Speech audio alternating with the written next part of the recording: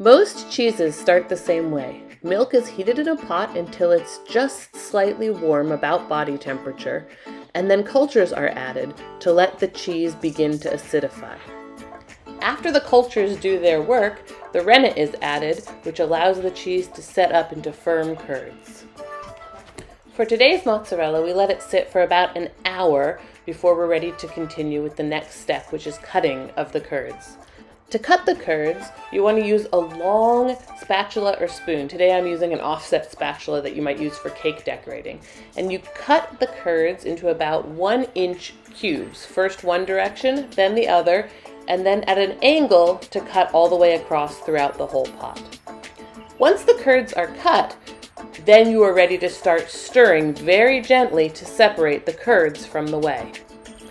Some kinds of cheeses require constant stirring, but for this mozzarella, it's sufficient to stir every 5 minutes or so, on and off for about an hour. Once the curds have firmed up slightly, they should have the texture kind of a poached egg white.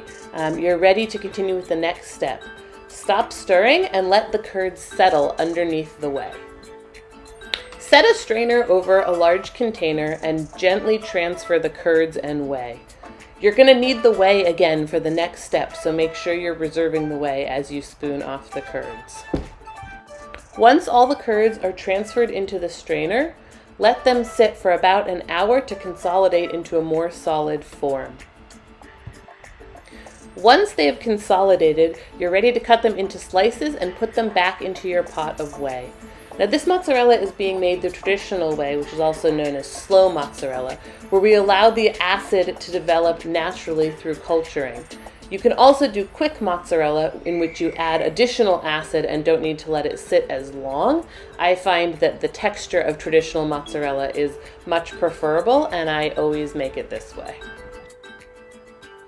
Cut your mozzarella into slices about 2 inches thick in preparation for returning them to the pan. The curd slices will need to sit in the whey until they have reached an acidity that will allow them to stretch.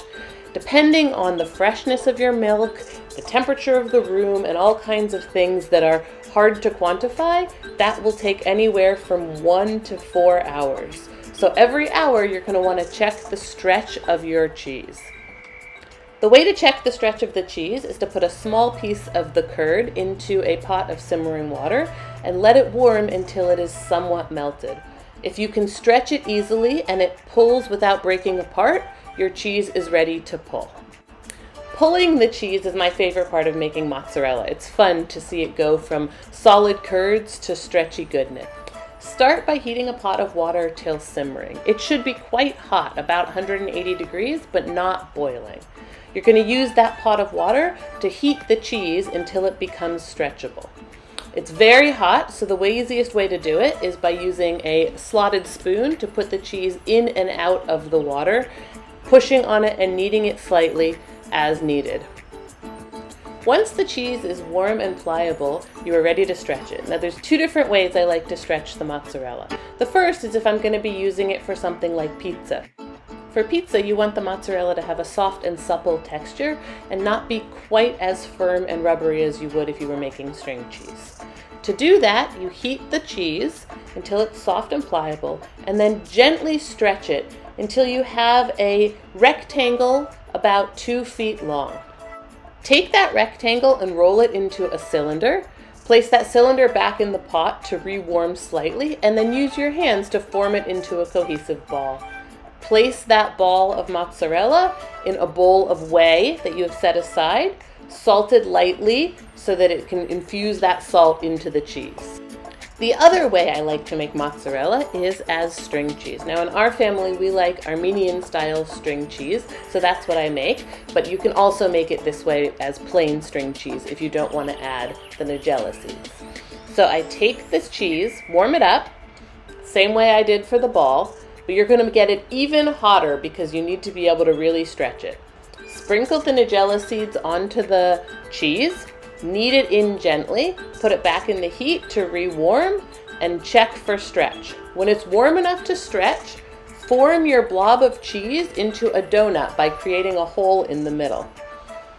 Take that donut, dip it back in the pot if necessary to rewarm, and slowly start to stretch it so that it becomes larger and larger.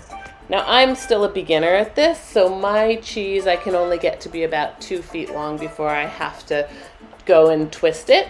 But if you look at some videos of some traditional Armenian grandmothers making this string cheese, they can pull their arms more than a yard apart before needing to twist the cheese. It's quite amazing to watch. So continue to dip the cheese in and out of the hot water to keep it warm enough to be pliable. And once you get it to about 2 feet, create a half twist and pull it together. So now you have 2 loops. Take those 2 loops and continue to stretch them gently. You can do that by shaking it back and forth or by continuing to move around the circle. And when you've gotten about 2 feet with those, fold them over again, and now you have 4 loops. Repeat the process 3 or 4 more times, stretching and going back into the water as necessary to keep it pliable.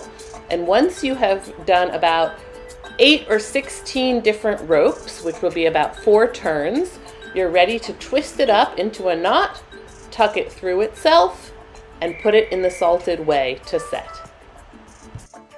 We hope you enjoyed this intro to mozzarella cheese. If you want to see more of our adventures here on the farm, feel free to follow us at Ma'alot Farms on social media.